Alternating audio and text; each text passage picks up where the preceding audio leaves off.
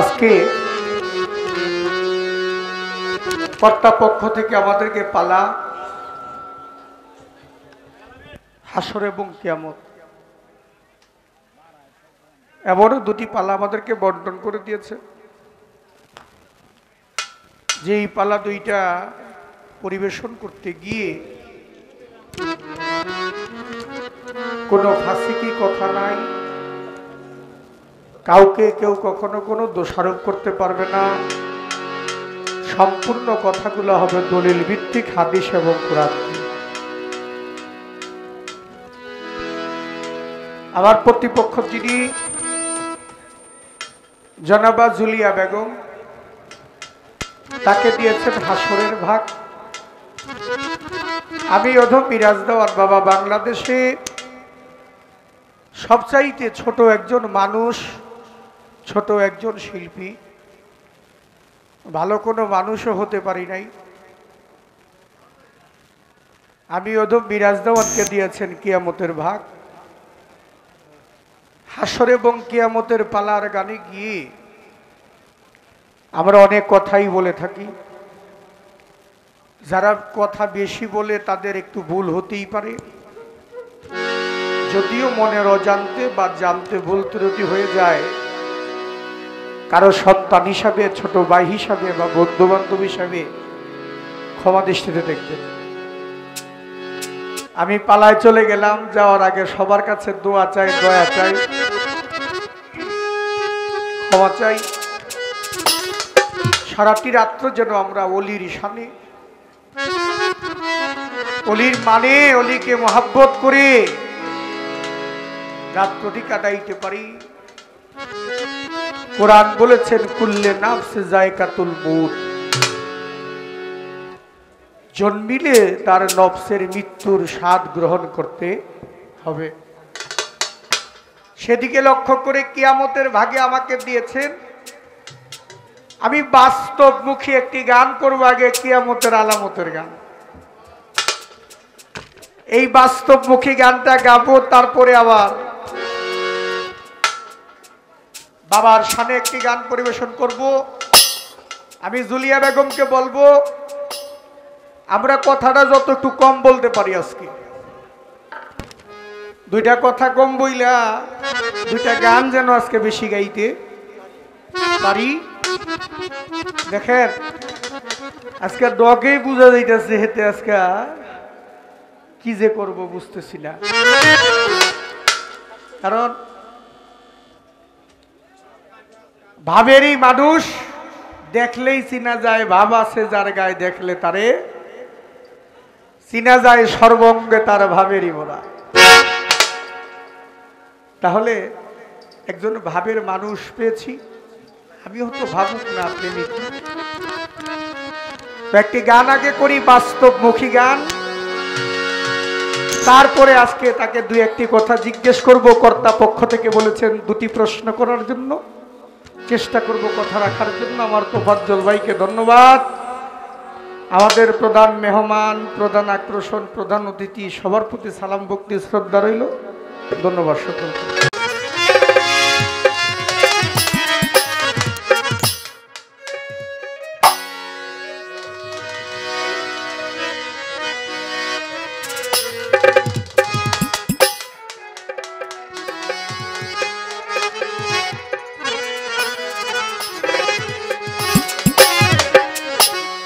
একদিকে হয় ইনসান আর একদিকে মুসলমান। আমি একদিকে হই ইনসান আর একদিকে মুসলমান। ছোট ছোট আবার আমি পড়ি কোরআন, মসজিদে নামাজ। ঘুষের টাকায় করলাম ঢাকা, বাড়ি গাড়ি জাহাজ। ঘুষের টাকায় করলাম ঢাকা, বাড়ি গাড়ি জাহাজ।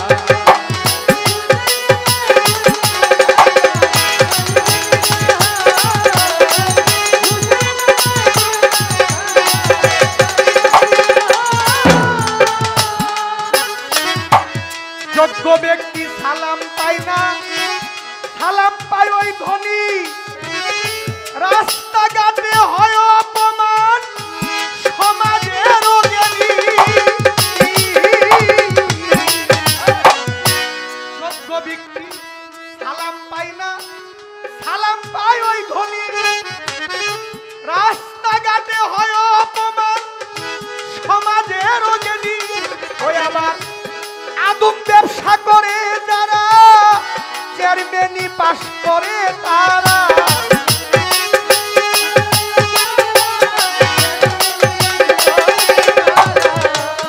আদম ব্যবসা করে যারা আবার চেয়ারম্যানি পাস করে তারা। এতিমের হক কাইরা নিলি, এই সমাজের কাজ কিরে? এতিমের হক কাইরা নিলি, এই সমাজের কাজ।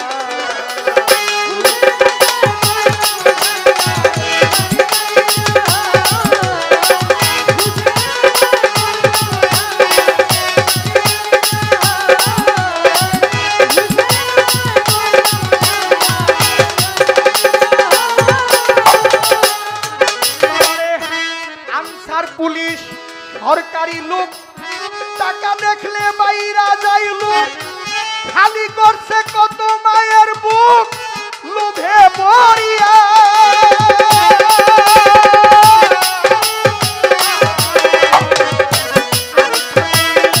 সরকারি লোক, টাকা দেখলে বাইরা যাই লোক, খালি করছে কত মায়ের বুক লোভে পড়িয়া।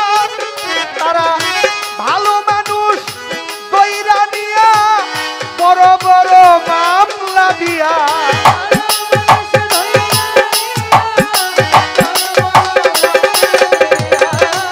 ভালো মানুষ দইরা নিয়া, বড় বড় মামলা দিয়া, জেলখানায় দিল পাঠাইয়া। এ কোন আইনের কাজ কিরে? জেলখানায় দিল পাঠাইয়া, এ কোন আইনের কাজ?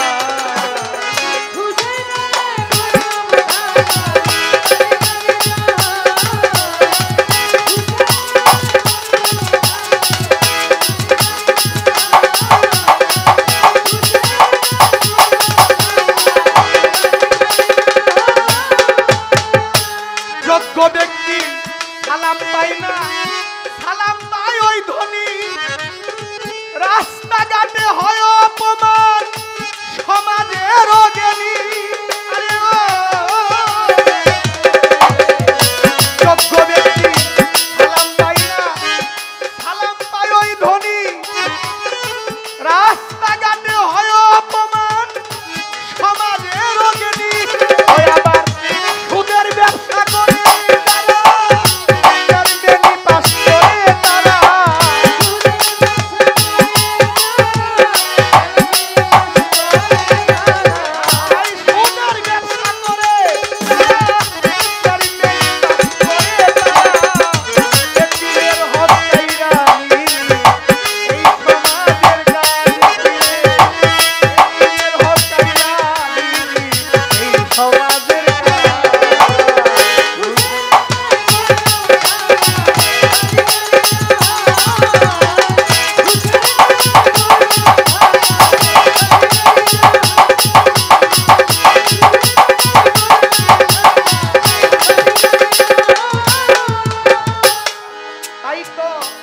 গরিবে পায় না সূক্ষ্ম বিচার, বিচার হয় ঘুষে। ইমানের জোর বেঈমানেরা নিচে কাইরা চুষে। গরিবে পায় না সূক্ষ্ম বিচার, বিচার হয় ঘুষে। ইমানের জোর বেঈমানেরা নিল কাইরা চুষে।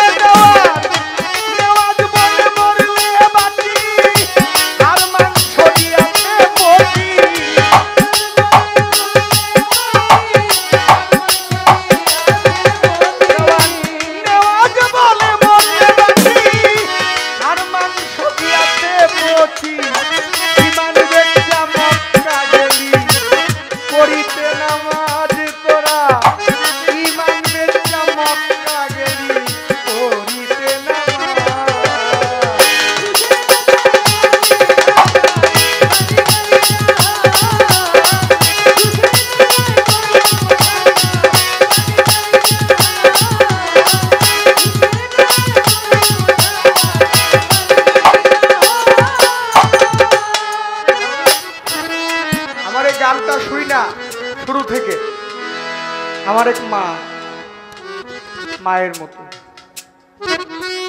আমাকে 100 টাকা পুরস্কৃত করেছে। আমি 1 লক্ষ টাকার বেশি সম্মান পেয়েছি।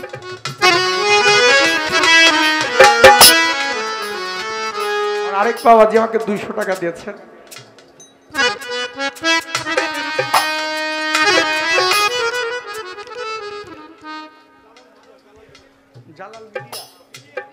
জালাল বিডিয়া 200 টাকা আর 100 টাকা দিয়েছে। বিডিয়া না বিডিয়া, হ্যাঁ জালাল বিডিয়ার ভাই 100 টাকা 200 টাকা দিয়েছেন আর 100 টাকা দিয়েছেন আমাকে। ধন্যবাদ সকলকে। বাবা গানটা কি খারাপ লাগছে আপনার কাছে? দেখেন আমি মিরাজ দেওয়ান মঞ্চে দাঁড়াইছি, আসতে আমাকে যিনি সৃষ্টি করেছেন তিনি আমার রিজিক দান করেছেন, তিনি আমাকে হায়াত দিয়েছেন, তিনি আমাকে মৌত দিবেন। কে কখন চলে যায় বলা যাবে না। আসার সিরিয়াল আছে জগতের মধ্যে, যাওয়ার কোনো সিরিয়াল নাই। দুনিয়াতে কিন্তু মানুষের অভাব নাই। আমার মতো দেখতে অনেক মানুষ আছে, কিন্তু আপনি অরিজিনাল সূক্ষ্ম মানুষ কয়জন পাইবেন?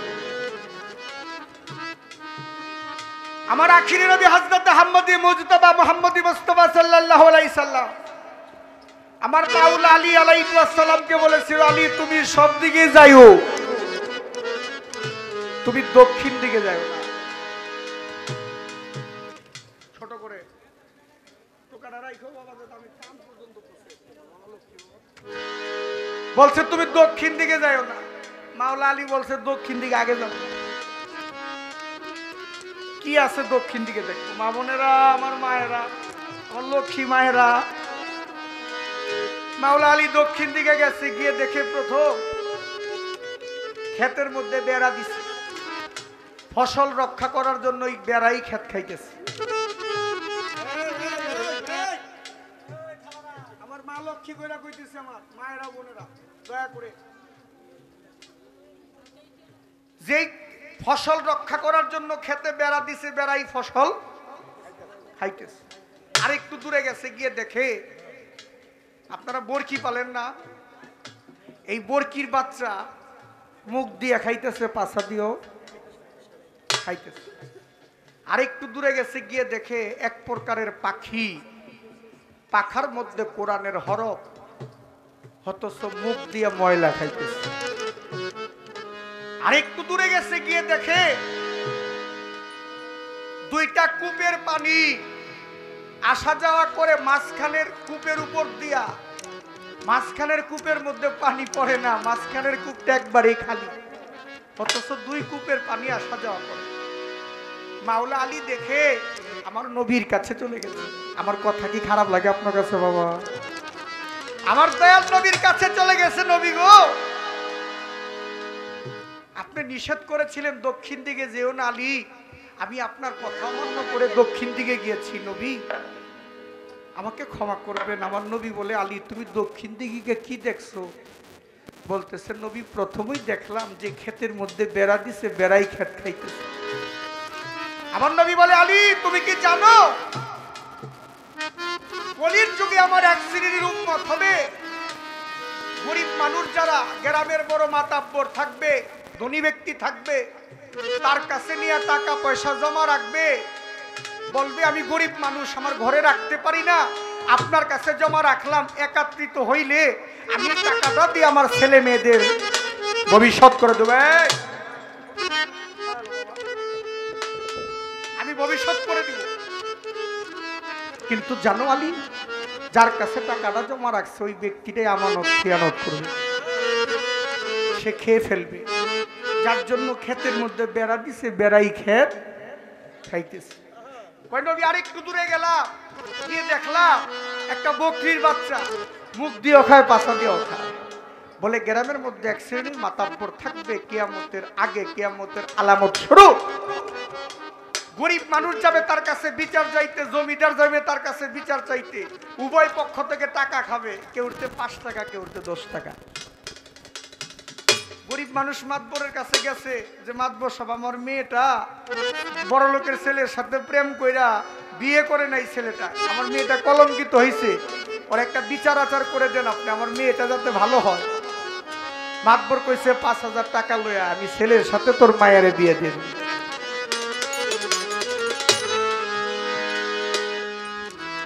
গরিব মানুষ গরু বিক্রি করে 5,000 টাকা নিয়ে দিচ্ছে বড় আশা করে।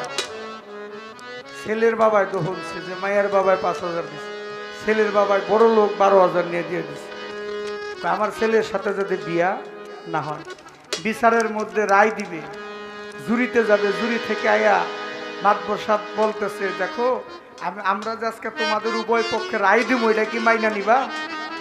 ওই গরিব লোকটাই বলে, মাতবর সাহেব রায় তো দিবেন, কিন্তু বিবেচনা করেন পাক পাঞ্জাতনের দিক দিয়ে রায়টা দিয়ে। যে 5,000 দিছে, আরে তোর পাক পাঞ্জাতনের দিক কি দেখুম রে, তোর পাক পাঞ্জাতন তো 12 আউলিয়ায় ঠেলে লয়ে জায়গা। যে 12,000 দিছে। তাহলে আমার নবী বলছে, আলী এক শ্রেণীর মাতাব্বর হবে, এদিকতেও খাবে ওই দিকতেও খাবে। বরকিটা হলো একটা রূপা। আলী বলে, নবী আরেকটু দূরে গেছি, গিয়ে দেখি এক শ্রেণীর পাখি, উপরে কোরআন শরীফের হরফ, পাখার মধ্যে কোরআনের হরফ, কিন্তু মুখ দিয়া ময়লা খাইতেছে। এইটা কি বলেন না নবী, একবার আমার কাছে। আমার নবী বলে, আলী আমি তোমারে দায়ী কইরা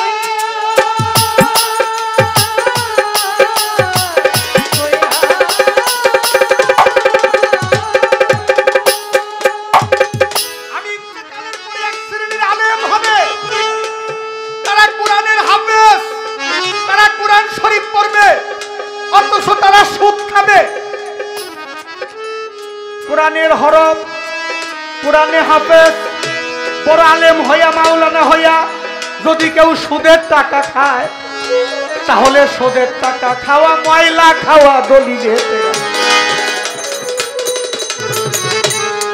আমার নবী বলছেন, সমাজের তাদের গায়ে পাঞ্জাবি পায়জামা থাকবে, 5 ওয়াক্ত নামাজ পড়বে, কোরআনে হাফেজ থাকবে, তারা মুখে ধর্মের কথা বলবে, ইসলামের কথা বলবে, কিন্তু অথচ তারা সুদের টাকা খাবে। আমি চিন্তা করো, তুমি ওই পাখিটা, ওই মাওলানার স্বরূপ, এটা রূপকে বোঝানো হয়েছে। ওই পাখিটার মধ্যে জীবন, উপরে কোরআনের হরফ আর মুখে ময়লা খাইতেছে, তাহলে যারা সুদের টাকা খায় কোরআনে হাফেজ হইয়া, তারা ওই ময়লাই খায়। আমার আলী বলে, নবী আরেক কথায় আমি জিজ্ঞাসা করতে চাই,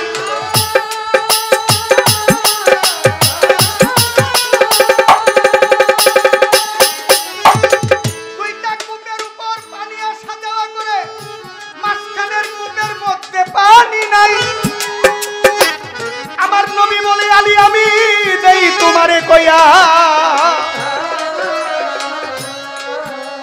এইটা খুব হৃদয় বিদারক ঘটনা রে আলী, বুঝো তাই শুনি। মা বাবা সন্তান জন্ম দিয়েছে, বড় আশা করিয়া সন্তান বিয়ে করেছে, ঘরে নতুন বধূ এসেছে, মা বাবাই ঘরে না খেয়ে থাকে, ভালো একটা জিনিস খাইতে মনে চাইলেও খাইতে পারে না। আর ওই ছেলেটা শ্বশুর বাড়িতে বড় রুই মাছ নিয়ে যায়, মা বাবারে খাওয়ায় না। ওরে আলী, যেই সন্তান মা বাবারে ভালো না বাসিবে,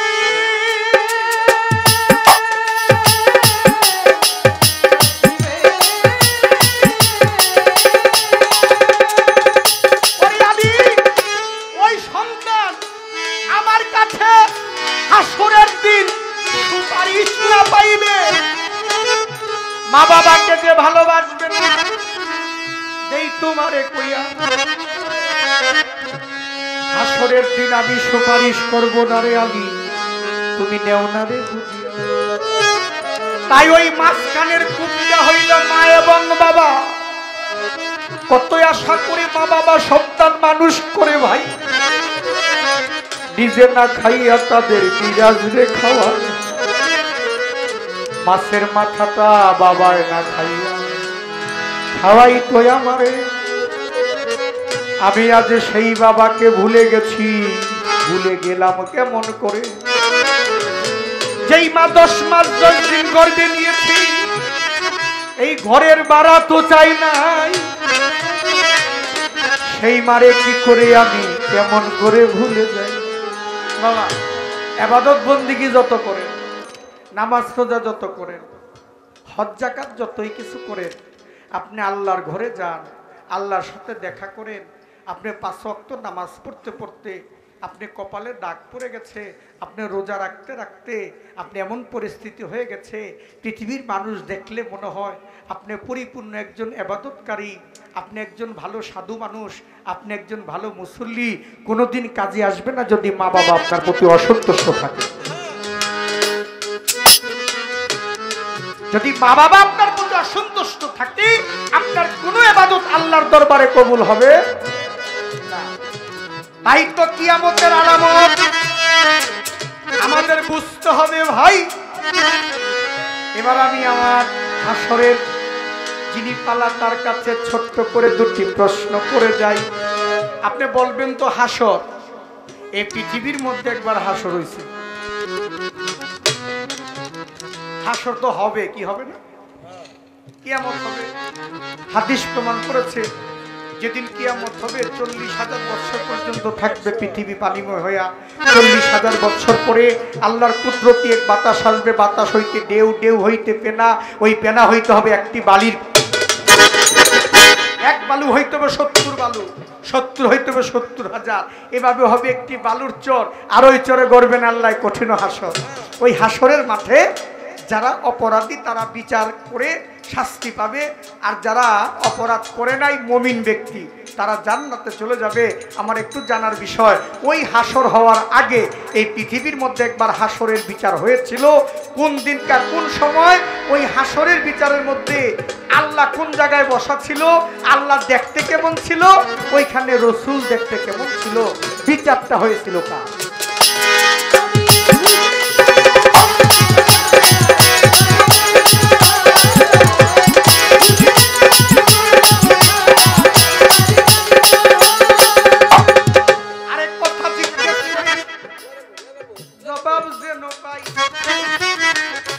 জবাব দিবেন, জবাব দিবেন আমার আনন্দের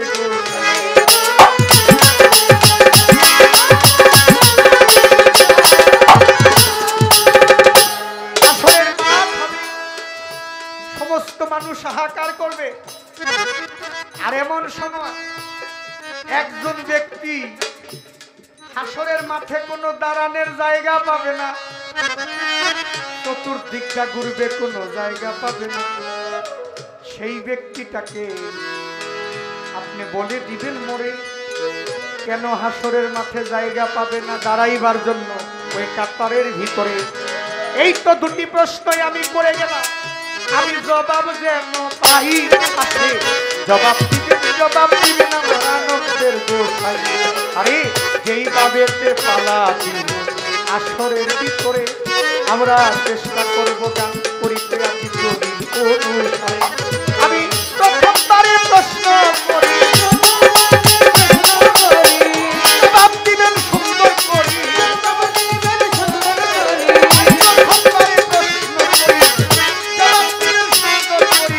জবাব দিবেন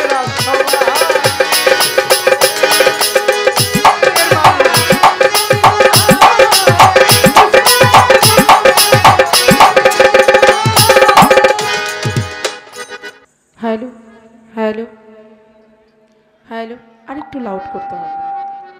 আল্লাহু আকবার, আল্লাহু আকবার, আল্লাহু আকবার, ধন্যবাদ। হ্যালো হ্যালো হ্যালো হ্যালো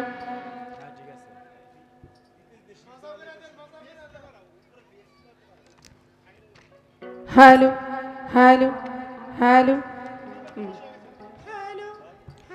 ধন্যবাদ জানাই। আজকে আমাদের কর্তাপক্ষকে উভয় শিল্পীর বন্দনা প্রার্থনা পর্ব শেষে চমৎকার দুটি পালা দিয়েছে। সেই দুটি পালা হচ্ছে, একটি হচ্ছে হাসর, আরেকটি হচ্ছে কিয়ামত। একটি হচ্ছে বিচার কার্য, আরেকটি হচ্ছে ধ্বংস। ইতিমধ্যেই বাংলাদেশের স্বনামধন্য গায়ক জনাব মিরাজ দেওয়ান সাহেব উনি কিয়ামতের পক্ষ থেকে গান, আলোচনা এবং প্রশ্ন তিনি আমার কাছে রেখেছেন এবং আমাকে দেওয়া হয়েছে হাসরের আলোচনা করার দায়িত্ব। আমি চেষ্টা করব, তবে আজকে আমার দায়িত্বটা বড়। হ্যাঁ, খালি বিচার করা, খালি বিচার করা। হ্যাঁ, খালি বিচার করব আমরা আজকে কিন্তু বিচারও। হ্যাঁ, কি বাবা, ঠিক আছে না? হ্যাঁ ঠিক আছে। আজকে শুধু বিচার করব সারা রাত। কার কি সমস্যা আছে এসব বলবেন, পালার পাশাপাশি আজকে বিচার করব। আমরা বিচারক, বিচারক। আমি পালাই যাওয়ার আগে বলতে চাই, আজকে আমার বলাই কয় যদি কোনো ভুল ত্রুটি হয়ে যায়, ভুল হওয়াটাই স্বাভাবিক। মানুষ মাত্রই ভুল করে, ভুলের ঊর্ধ্বে আমরা কেউ নই। সকলেই ক্ষমা সুন্দর দৃষ্টিতে দেখবেন। আরেকটি কথা, দয়াল বাবা ওয়ালসার দরবার থেকে আমার প্রাণের ভাইয়েরা এসেছে। আমার বড় ভাইয়েরা গিয়াস ভাই, আনোয়ার ভাই, রিপন ভাই আর অনেকেই সাথে এসেছেন। আমি সকল ভাইদের প্রতি মন থেকে ভালোবাসা জানাচ্ছি, শ্রদ্ধা জানাচ্ছি। আসলে দয়াল বাবা ওয়ালসার দরবারে যখন গান করেছি, 2 বার গান করলাম, এরপর থেকেই বাঞ্ছারামপুর থানায় যেখানে গানে আসি, মানে আমার ভাইয়েরা আসবেই। আমি ভাইদের কাছে এতটাই কৃতজ্ঞ জানাচ্ছি, কষ্ট করে এই যে আপনারা আসছেন বোনের গান শোনার জন্য, একটু সময় দেওয়ার জন্য, এই যে আমি অসংখ্য ধন্যবাদ আপনাদেরকে জানাচ্ছি। আমার জন্য দোয়া রাখবেন। এবং আমার কাছে যে প্রশ্ন আজকে আমার বিপক্ষের বন্ধু রেখেছেন, আজকে যিনি কিয়ামত গাইছেন, ওনার প্রশ্নের জবাব আমি অবশ্যই দিব। না, আগেই জবাব দিব, আগে আমার তলা থেকে আমি একটা গান রাখি, যেটা নিয়ম। আমি গানটা গেয়ে তারপরে হচ্ছে জবাব করব। আরেকটা বিষয় হচ্ছে, আজকে কমিটির থেকেই বলেছে যে বেশি কথা বলা যাবে না, কয় ছোট ছোট প্রশ্ন, অল্প কিছু কথা, মানে বলবো কি তার আগে আমাদের ব্রেক করাই দিছে যে বেশি কথা বলা যাবে না। তাই আমি বলি, কথা বলবো না বেশি, হইতে চাই না দোষী, গানটা গাবো একটু বেশি বেশি, কারণ আপনারা হচ্ছে গানের ভক্ত, আপনারা গান প্রিয় মানুষ।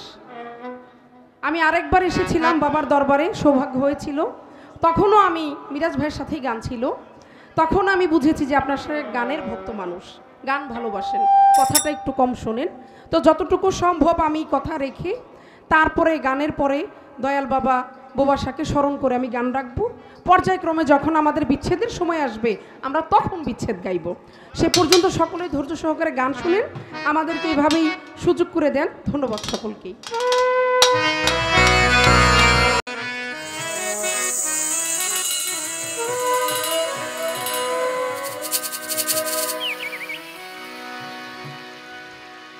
ওরে রোজ হাসরে কেমনে দিবি পারি ও মন ব্যাপারে,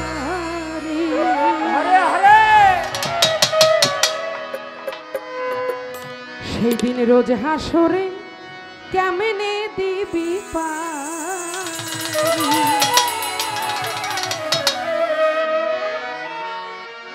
কাজী হবেন আলেক্সাই বিচার নিবে পাই পাই,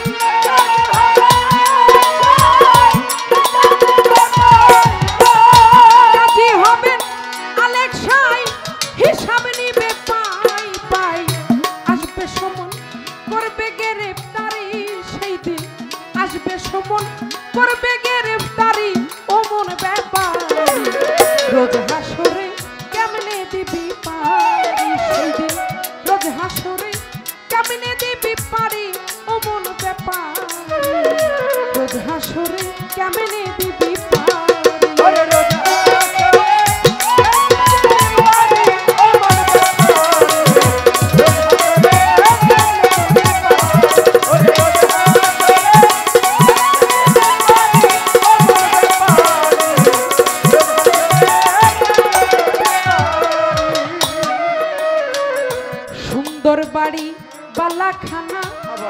ভাই রে ভাই মরলে কারো সঙ্গে যাই না, সিন্ধুক বুঝাই যত টাকা করি ভাই।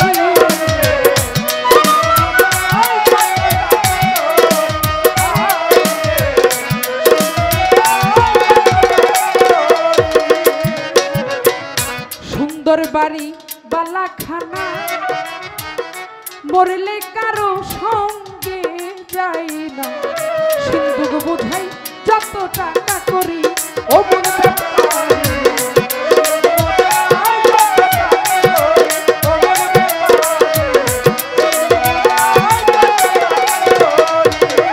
ভাই রে ভাই এই সকল 2 দিনের তরে পাখি গেলে দেহ ছেড়ে,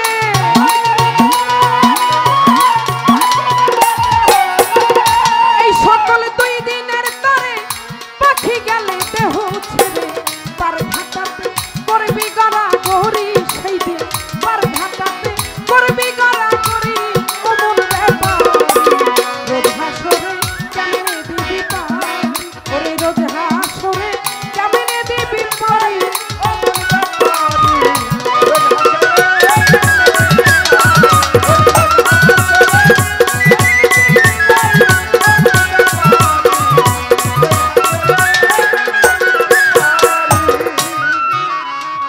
ঘাটের মাঝি বড় পাজি সেজে অল্প কথায় হই না রাজি, আদায় করে 16 আনা করি ও মন ব্যাপার,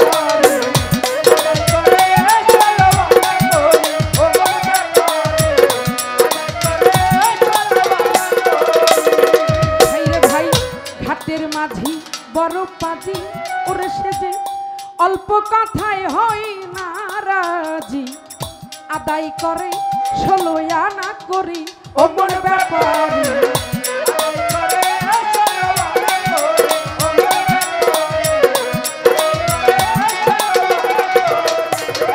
ওরে সেই দিন রতি মাসা কম হইলে ডুবাই আমার মেয়ে জলে,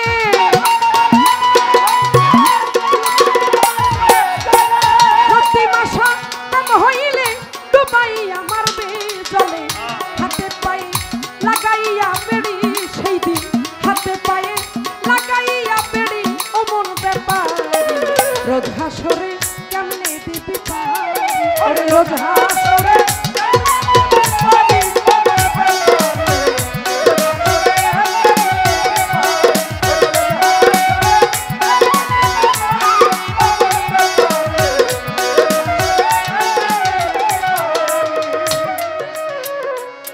ওরে থাকলে কারো চেনা জানা, ভাই রে ভাই তার তেমন পয়সা লাগে না, করে যারা নবীর তাবেদারি ও মন ব্যাপার,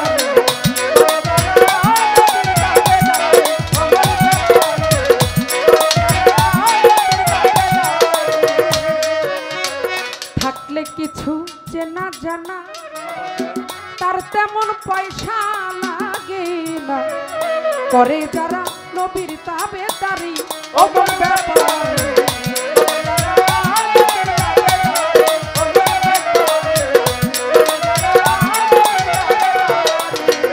ওরে সেই দিন পার হইতে হাসর মিজান বলছে আমার রাসূল দেওয়া,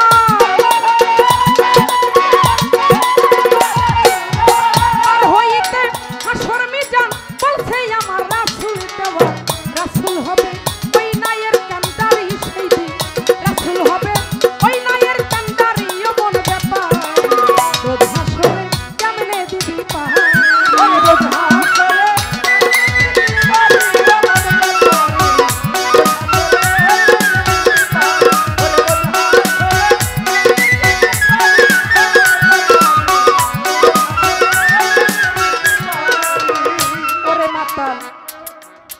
রাজাকে কয় রঙ্গ রসে, ওরে আমি যাইতে চাই আপন দেশে, ডাকবে রাসূল আইরে তাড়াতাড়ি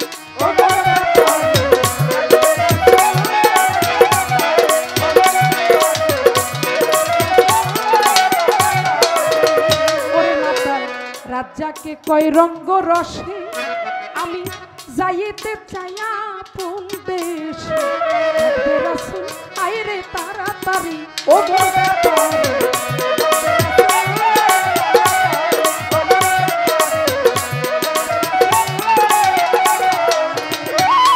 তাই আমার শেষ বিদায়ের বেলা কাঁদিস না মমতা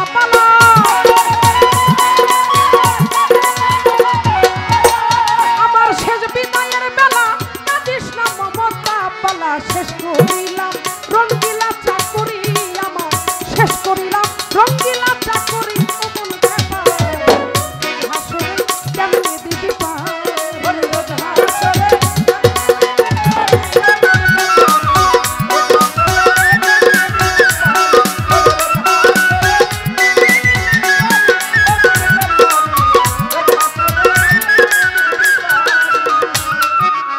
আস্তে সর্বপ্রথম হাসরের পক্ষ নিয়ে আমি একটি গান রাখলাম। গানের মধ্যে যে কথাগুলো আপনারা খুব সহজ কথা আপনারা অবশ্যই বুঝতে পেরেছেন। যেদিন কাজী হবে না লেখ সাই হিসাব নিবে পাই পাই আসবে সমন করবে গ্রেফতারি ও মন ব্যাপারী সেই দিন রোজ হাসরে কেমনে দিবি পারি কি বললে সুন্দর বাড়ি বালা খানা মরলে কারো সঙ্গে যায় না ওই সিন্ধুক বুঝাই যত টাকা করি এই সকল 2 দিনের তরে পাখি গেলে দেহ ছেড়ে সেই দিন পার ঘাটাতে করবি গড়াগড়ি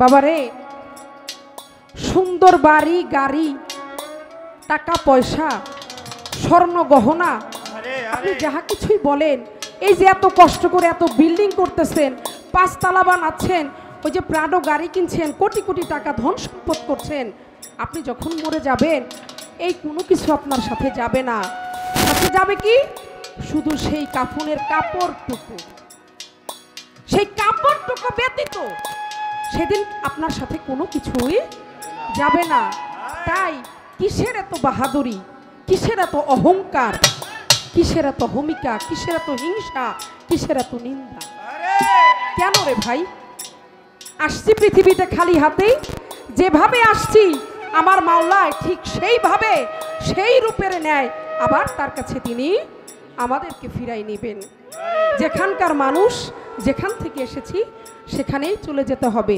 তাহলে 2 দিনের এই দুনিয়া এটা হচ্ছে একটা রঙ্গমঞ্চ ক্ষণিকের দুনিয়া এই অল্প একটু টাইমে এই সময়ের মধ্যে পৃথিবীতে এসে কেন আমরা সবকিছু ভুলে যাই আমাদেরকে মনে রাখতে হবে যে আমরা কোথায় ছিলাম আবার কোথায় যাব এখানে একটা কথা আছে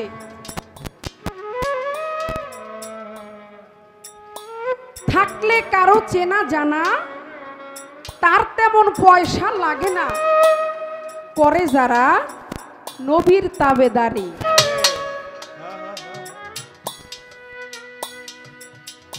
যারা আমার রাসূল পাকের যেই মানুষের অন্তরে সেই নবীর প্রেম রাসূলের মহব্বত আছে সেই ব্যক্তি কখনোই খারাপ কাজ করতে পারে না যে নবী প্রেমী এবং আমার নবীজি যারা আল্লাহর ওলি আহলে বায়াত প্রাপ্ত যারা সেই অনুসারী যারা তাদের যারা ভক্ত তারা কখনোই খারাপ কাজ করতে পারে না আমার নবীর প্রেমিক এবং বোবাসার ভক্ত এরকম আল্লাহর ওলি যারা আছে তাদের দরবারে যারা একদিন এসেছে গোলামি করেছে পায়রবি করেছে ওই হাত দিয়ে কখনোই খারাপ কাজ করা সম্ভব না এটা হচ্ছে পীর মুর্শিদের খেলা আপনি যদি গুরুর কাছে যান আপনি সেদিন থেকে একটা নতুন জীবন পাবেন আপনার দ্বারা কোনো খারাপ কাজ হবে না তবে একটা কথা বলি আপনারা যারা মুরিদ হইছেন তারা তো হইছেন আর যারা এখনো হন নাই আমি একটা কথা বলবো আপনারা বেশি বেশি করে আল্লাহর ওলিদের দরবারে যাবেন বেশি বেশি করে বোবা শাহ বাবার মতো আল্লাহর ওলিদের দরবারে যাবেন দরবারে গেলে দেখবেন ভিতরে একটা অনুভূতি সৃষ্টি হবে, ভিতরে আপনার আল্লাহর ওলিদের প্রতি মহব্বত হবে, পীর মুর্শিদের প্রতি আপনার একটা মহব্বত হবে। এটা হলো সেই জায়গা। দেখবেন ইউনিভার্সিটিতে পড়াশোনা করলে, কলেজে পড়াশোনা করলে সেখানে আপনি বই পুস্তকে যাহা কিছু আছে সেটা আপনি শিখতে পারবেন, কিন্তু আধ্যাত্মিক যে জ্ঞান সেটা কিন্তু সেখানে আপনি পাবেন না। আপনার কোথায় আসতে হবে? মুর্শিদের দরবারে, ওলিদের দরবারে। এটাই কথা। আমি গান থেকে বেশি কিছু বলবো না, ছোট্ট করে শুধু আপনাদেরকে যতটুকু না বললে নয় বললাম। এইবারে আসলো প্রশ্ন। ওনার প্রথম প্রশ্ন কি? হাসর তো হবে, এটা আমরা সবাই জানি। কাল কিয়ামত হওয়ার পরে এই পৃথিবী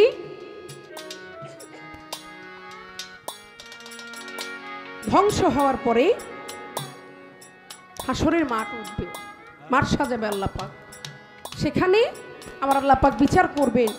এই পৃথিবীর 40টা পৃথিবীর সমান হাসরের মাঠ উঠবে, যেখানে আমার আল্লাহ তাআলা বসে নিজে বিচার কার্য করবেন। এটা আপনারা সকলেই জানেন। কিন্তু ওনার কথা, হাসরের বিচার তো হবে জানি, কিন্তু এই পৃথিবীর মধ্যে অলরেডি একবার হয়েছে, ফিউচারে হবে, কিন্তু প্রেজেন্টেও এটা হয়েছে। এটা কবে হয়েছে, কোন সময় হয়েছে, আল্লাহ পাক কোথায় বসাছিলেন, এই বিষয়টা কি? ছোট দেওয়ান সাহেব, কিয়ামত কিন্তু একবার হয়ে গেছে। কি হয়েছে না? আপনারা জানেন না? নূহ নবীর আমলে কিয়ামত হয়েছে না? আচ্ছা, কিয়ামত হয়েছে, তেমন হয়েছে, এখনো হচ্ছে, আবারও হবে। তদ্রূপ হাসরের মাঠ সাজাবে, বিচার কার্য হবে, হয়েছে এবং প্রতিনিয়ত হচ্ছে। বাবা, হাসর এটা বিচার কার্য না? প্র্যাকটিক্যালি দেখেন, বাস্তবতায় দেখেন, বিচার কি আমাদের দুনিয়ায় প্রতিনিয়ত হচ্ছে না?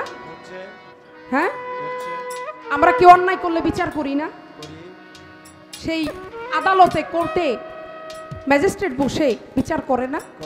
আমাদের গ্রামে কোনো সমস্যা হইলে আমাদের গ্রামের মাতবর আছে না, ইউপি সদস্য আছে না, নেতা কর্মীরা আছে না, এটার একটা সমাধান দেয় না? তাহলে প্রতিনিয়ত কিন্তু বিচার হচ্ছে। এটা হলো একটা বিষয়। আরেকটা বিষয় হচ্ছে, সেই নূহ নবীর আমলে যখন কিয়ামত হয়েছিল, তখন এই ঘটনাটা অনেক বড়, আমি এত বড় করব না, কারণ বলতে গেলে মোটামুটি অনেকটা টাইম লাগবে। আমি শুধু যেই মেনটুকু, ওই কথাটুকু আপনাদেরকে বলি। আল্লাহ পাক নূহ নবীকে বলেছিলেন যে তোমার কিস্তিতে যে উঠবে সে বাঁচবে, আর যে তোমার কিস্তি অর্থাৎ সেই নৌকার মধ্যে উঠবে না তারা ধ্বংস হয়ে যাবে। জীবনী প্রমাণ করে, আপনারা জানেন, সেদিন নূহ নবীর কিস্তিতে যত মানুষ উঠেছিল, শুধু মানুষ না, ধরেন আরো মানুষ ছাড়াও পশু পাখি যত কিছু ছিল, সমস্ত কিছুই ওই কিস্তির মধ্যে যেগুলো উঠেছিল তারা বেঁচে ছিল। আর যারা উঠতে পারে নাই, যারা উঠে নাই, তারা কিন্তু সেই মহাপ্লাবনে তারা ধ্বংস হয়ে গেছে। ওই যে যারা উঠেছে তারা তো বেঁচেই গেল, আর যারা উঠলো না তাদেরকে ধ্বংস করে দিল। এটা কি আল্লাহর বিচার না? হ্যাঁ, এটা হচ্ছে আল্লাহর বিচার। ওইখানেই একটা বিচার হয়ে গেছে। যেখানে কিয়ামত হয়েছে ওইখানে হাসরের বিচার হয়েছে। কি আক্তার ভাই, বাড়ি দিবেন না? সব জানে, সব জানে। যাই হোক, এই হইল বিষয়। আর হাসরের বিচার যে হবে এটা তো আপনারা জানেন। এইবার ওনার দ্বিতীয় প্রশ্ন, যে হাসরের মাঠে এক ধরনের লোক আছে যারা দাঁড়ানোর জন্য জায়গা পাবে না। তারা কারা? কেন জায়গা পাবে না?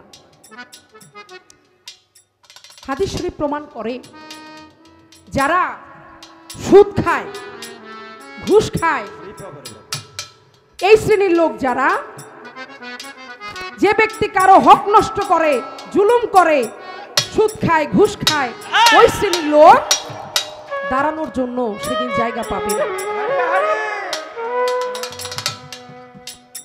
তাইলে আপনারা খেয়াল করে দেখেন, এই যে আমরা 500 টাকা দিয়া মোটামুটি 1000 বানাই ফেলি, কি এই আমাদের তো 30 দিনে মাস হয়। ওই যে কি জানো, যারা সুদ খায় তাদের যেন কয় দিনে মাস? 18 দিনে মাস। আরে বাপরে বাপ, 18 দিনে মাস, চিন্তা করেন। হ্যাঁ, 9 মাসে বছর, মানে টাকায় খালি বাচ্চা তুলে আর তুলে, অভাব নাই। হ্যাঁ, অভাব নাই। আমি শুধু বলতে চাই ভাইরে, এই যে বাড়ি গাড়ি করতেছেন সুদের টাকা দিয়া, এটা তো এই কয়দিনের ক্ষণিকের শান্তি। ওইখানে যখন যাবেন তখন আপনার অবস্থাটা হবে কি? এটা তো 2 দিনের দুনিয়া, কিন্তু মহাকালের পর মহাকাল আপনার থাকতে হবে সেই জায়গায়। তাহলে এই 2 দিনের চিন্তা না করে আপনি সেই সময়ের চিন্তাটা করেন, বুঝছেন? এটা হলো আপনাদেরকে আমি একটা আমার তরফ থেকে বললাম। যারা এখনো ঘুষ খান, জানি না অনেকে এখানে আসছেন কিনা, আমার প্রতি বেজার হইতে পারেন, কিন্তু এটা আমার কথা না, এটা হাদিসের কথা। 2 দিনের চিন্তা না করে পরকালের চিন্তাটা আপনারা করেন, এখনো সময় আছে, এখনো সময় আছে। এই হলো উনার কথা ছিল, আমি চেষ্টা করলাম জবাব দেওয়ার। এবার আমি একটা প্রশ্ন করি। করেন, আপনি একটা করা করে করেন, যেটা না পারবো। একটা করব কেন? 2টা প্রশ্ন করছেন না? দুইটাই।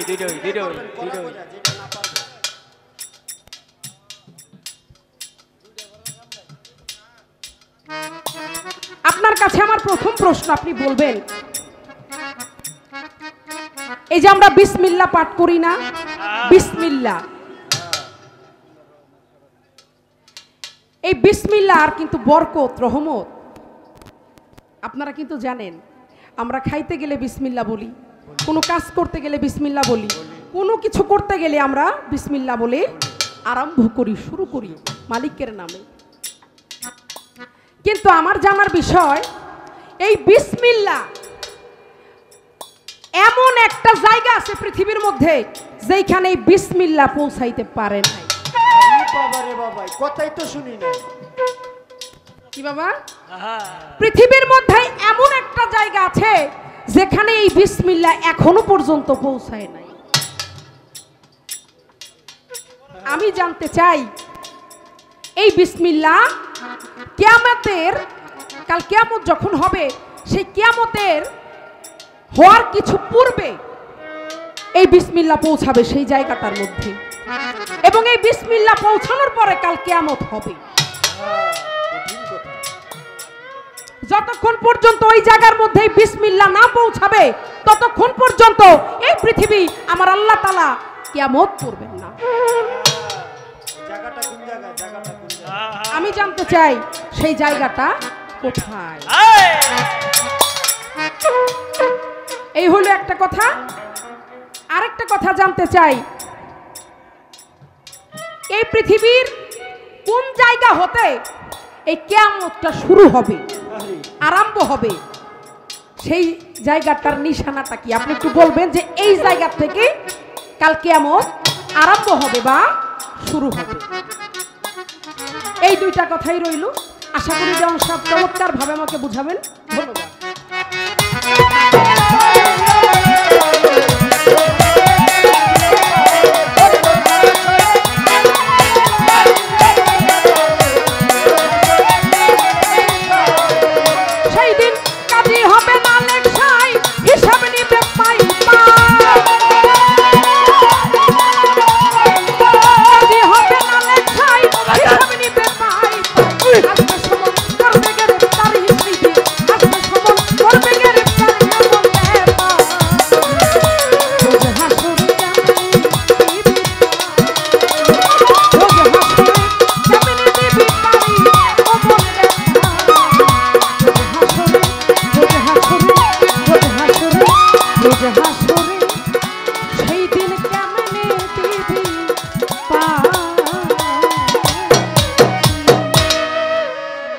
বিসমিল্লাহির রহমানির রহিম, যে বিসমিল্লাহর হয় না ওজন, আল্লাহর দুনিয়া দিলে তামাম বিসমিল্লাহ বলিয়া মুখের জবান খুলিলাম।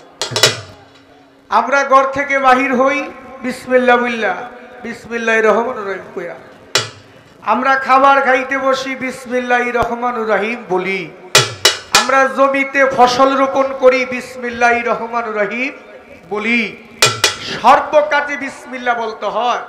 বিসমিল্লাহ এমন একটি বরকতময়, সমগ্র পৃথিবীর কোন সমস্ত কিছু যদি আপনি এক পাল্লায় দেন, আরেক পাল্লায় যদি বিসমিল্লাহ দেন, তাহলে বিসমিল্লাহর ওজনটাই বেশি হবে। এখন তার প্রশ্ন হচ্ছে যে এই বিসমিল্লাহ পৃথিবীর এমন একটা জায়গায় যেদিনকা পৌঁছাইব সেদিনকে এই পৃথিবী কিয়ামত হবে। আজ পর্যন্ত এই বিসমিল্লাহ ওই জায়গায় পৌঁছায় নাই। যেদিনকা বিসমিল্লাহ ওই জায়গায় পৌঁছাইব সেদিন পৃথিবী কিয়ামত হইব। তার দ্বিতীয় নাম্বার প্রশ্ন যে এই বিসমিল্লাহটা কোন জায়গায় পৌঁছায় না, এই জায়গাটার নামটা কি, ওইখানে কারা? তিনি আরেকটি প্রশ্ন করেছেন, কিয়ামত কোন জায়গা থেকে শুরু হবে? তার দুটি প্রশ্ন খুব মূল্যবান প্রশ্ন। আপনারা কে কোন দিকে মন খেয়াল দিচ্ছেন সেটা আমি জানি না। আমি তার কথা, তার গান খুব ভালো করে শুনছি। তিনি আমাকে প্রশ্ন করেছেন, প্রশ্নের উত্তর দিয়েছেন, কথা বলেছেন, খুব ভালো লাগছে বাবা। নুহু নবী কিস্তি বানাইছে, আল্লাহ নুহুকে আদেশ করেছে, নুহু তুমি কিস্তি বানাও। কিস্তি বানাইছে, মানে কিস্তির মধ্যে গিয়া কাফের মুশরিক যারা সবাই পায়খানা করে, পায়খানা করতে করতে কিস্তি বইরা ফেলাইছে। নুহু নবী আল্লাহর কাছে প্রার্থনা করে, মাওলা তোমার কথা কিস্তি বানাইছে, একটা করে ঠেকা দিবা, টোকা দিবা, ডেলা দিবা না, সহজ টাকা বুঝতে হবে। নুহু নবী আল্লাহর কাছে বলছে, মালিক কিস্তি তো বানাইলাম, তো কিস্তি পায়খানা করে বইরা লাইছে। আল্লাহ কয়ে যারা পায়খানা করছে তারাই কিস্তি পরিষ্কার করবো। মজার কথা না? 120 বছরের এক বুড়ি হাতের মধ্যে নাতিনরে ধরছে, নাতিন ওই আঙ্গ নুহু নাকি কিস্তি বানাইছে রে, এই কিস্তির মধ্যে নাকি সবাই পায়খানা করছে। তা আমি তো কোন দিনকে মারা যাই ঠিক নাই, তাহলে তুই আমার নিয়ে চল, আমি শেষ পায়খানাটা কিস্তির মধ্যে কইরা আমার মনের আশা পূরণ করি। বুড়ি মাই গেছে পায়খানা করতে, 120 বছরের বুড়ি পায়খানা করতে গিয়ে আল্লাহর কুদরতে কিস্তির মধ্যেই পড়ে গেছে। এই কিস্তির মধ্যে যত ময়লা ছিল ময়লার ভিতরে পড়ে গেছে। এই বুড়ি বেটি যখন ময়লা থেকে মাথা জাগায় উঠাইছে, চাইয়া দেখে ছিল 120 বছরের বুড়ি, হয়ে গেছে 20 বছরের সেরি। হাই হাইটা কি বুড়া মানুষ জুয়ান হয়ে যায়? নুহু নবীর কিস্তির ময়লার মধ্যে পড়লেই বুড়া মানুষ জুয়ান হয়ে যায়। সমস্ত বুড়া মানুষ জুয়ান হয়ে গেছে। যারা রোগ হইতো তারাও কুষ্ঠরোগী, ওই ময়লা খাইলে কুষ্ঠরোগ ভালো হয়ে যাইত। যারা অন্ধ ব্যক্তি চোখে দেখতো না, ওই ময়লা চোখের মধ্যে লাগাইলে চোখ ভালো হয়ে যাইত। ওই লাশ পর্যন্ত কিস্তিতে ময়লা দূরের কথা, ময়লা খাইয়া পরিষ্কার কইরা যে পানি আছে পানি শুদ্ধ খাইছে। আল্লাহ বলছে, নুহু দেখছো আমি আল্লাহ কি করতে পারি? আমি আল্লাহ সবকিছু করতে পারি। কথাটা এর জন্য বললাম, আমাদের জুলিয়া বেগম দাঁড়ায় বলছে আমি আজকে বিচার করব। আপনি জুলিয়া বেগম বিচার করার ক্ষমতা নাই। আরে আপনি হয়তো বিচারের অধীনে পড়ে আছেন। বিচার করবেন যিনি, তিনি সর্বশক্তিমান, তিনি আল্লাহ, তিনি গড, তিনি ঈশ্বর, তিনি ভগবান। আমরা যেই যা কিছু বলি না কেন, সকল কিছু তিনি, সেই মহাশক্তি বিচার করতে পারে। আপনারও বিচার করার ক্ষমতা নাই, আমি মিরাজ দেওয়ানোর বিচার করার ক্ষমতা নাই। তিনি যদি আমার মধ্য থেকে দেন না করা, কি তাই না বাবা? এবার প্রশ্ন, তার জবাব দিতে চেষ্টা করবো। আগে একটা গান গায়ে লই, এই গানটি একটু নীরবতা পালন করে শুনবেন, তারপরে তার 2-4টি কথা জবাব দিব। আমার সাউন্ড সিস্টেম ভাই আগের মতো নাই, একটু দেন দয়া করে, আর একটুটা বেশি হয়ে গেছে ধ্বনিটা। আউট শব্দটা আসে, একটু যাতে খেয়াল করবেন যাতে রিভাবটা একটু কম হয়, বেশি হইলেই সমস্যা। হলো যা হবা বাকি কিছু নাই আমার, হলো যা হবা ওরে হলো যা হবা বাকি কিছু নাই আমার, আমার সকাল সকাল আমি গেলেই বাঁচি পিছে সংসারের সংসার মাইনা নাই চাকুরি পারি কত করে দেখেছি পিছে সংসারের সংসার মাইনা নাই চাকুরি পারি কত করে দেখেছি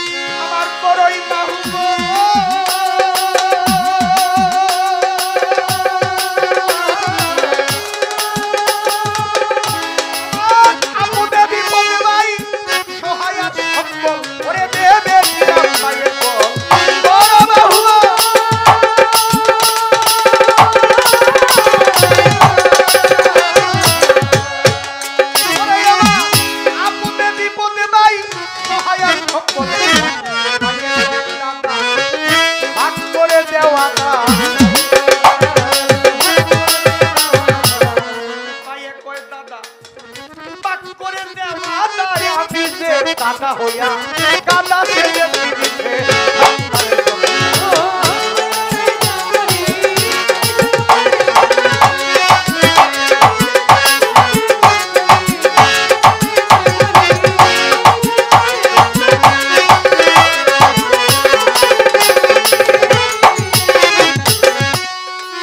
বাবা আমি ভেবেছিলাম পুত্রের মতো আমার আপন কেহ না,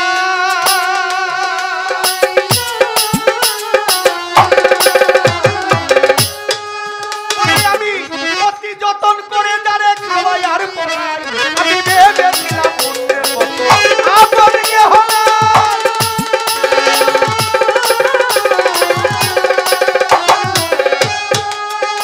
আমি অতি যতন করে যারে খাওয়াই আর পড়াই ছেলে কই পুরা সকল কষ্টের পুরা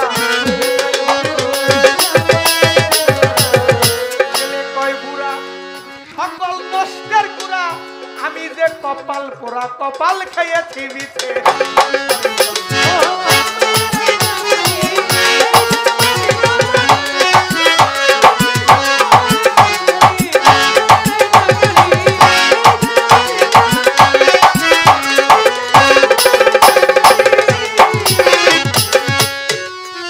ওরে আমার গোরের স্ত্রী যিনি, ওরে আমার বড় শাড়ি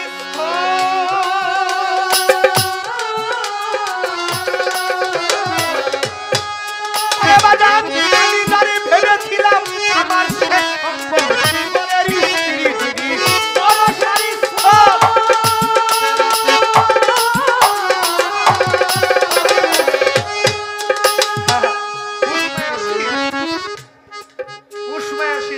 বাড়িতে গেলে এদিন নাচটাই না ঘুমায়, দরজা টোকা দিলে দরজা খুলতে কষ্ট হয়, যদি একটু গরম পানি করে দাও না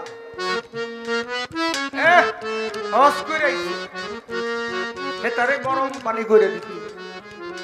আপনি যে সংসারের জন্য করে গেলেন, আপনার স্ত্রী পুত্রের জন্য করে গেলেন, আপনি কি একবার দেখেছেন লক্ষ্য করে তারা কি আপনাকে ভালোবাসে কিনা?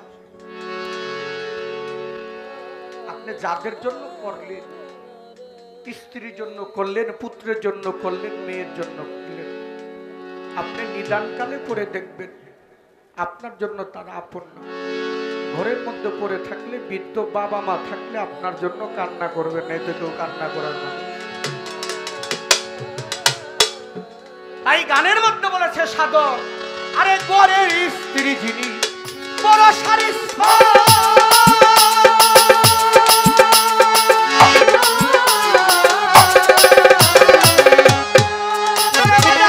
আমি যারে ভেবেছিলাম আমার শেষ এখন সে হতবাগী করে রাগারাগি,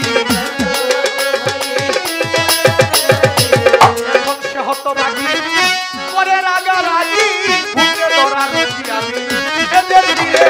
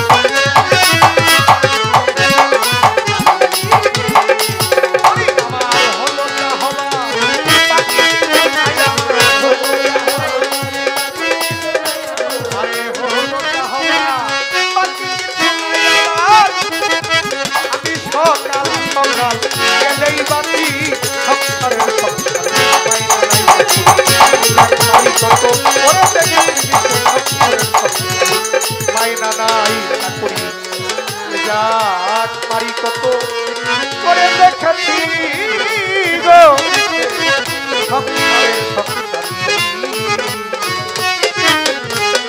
সকালবেলা মিলছে মেলা, সকালবেলায় আবার মিলছে মেলা, সকালবেলা মিলছে মেলা, প্রেমের বাতাস লাগলো গায়ে, প্রেমময় প্রেম সাগরে প্রেমের মানুষ ভেসে যায়, প্রেমময় প্রেম সাগরে প্রেমের মানুষ ভেসে যায়।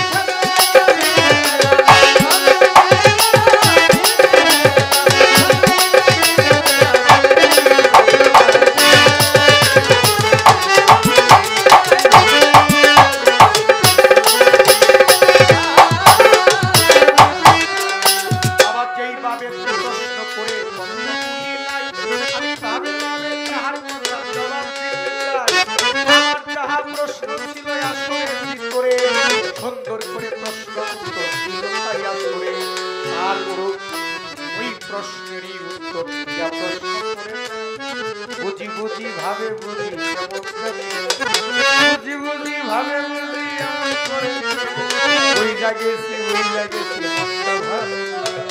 এমন করে কেন রে ভাই এমন করে আপনারে খাওয়াইয়া দিব যে সিঁড়ি চাউলের পেট এমন করেন কেন আজকে এমন করেন কেন আপনারে খাওয়াইয়া দিব যে সিঁড়ি চাউলের পেট এইভাবে প্রশ্ন করে আসলে কি করে ভুলি নাই কথা মনে পড়ে এইভাবে প্রশ্ন করে আসলে কি করে আমি ভুলি নাই কথা আমার মনে পড়ে বিসমিল্লাহ এমন এক জায়গায় আজও পৌঁছাই নাই যেদিন পৌঁছাই দেখি এমন হবে বলেন না আমার আরে বিসমিল্লাহ আজও পর্যন্ত এমন জায়গায় পৌঁছাই নাই যেই জায়গায় পৌঁছাইলে সেদিন কি এমন হবে বলে যে আপনার ওরে কোন জায়গায় পৌঁছাই নাই যেমন বলেন না আমারে আবার কোন কিয়ামত শুরু হবে কোন জায়গা থেকে আজকে বলেন না আমারে আমি জবাব দিব ধীরে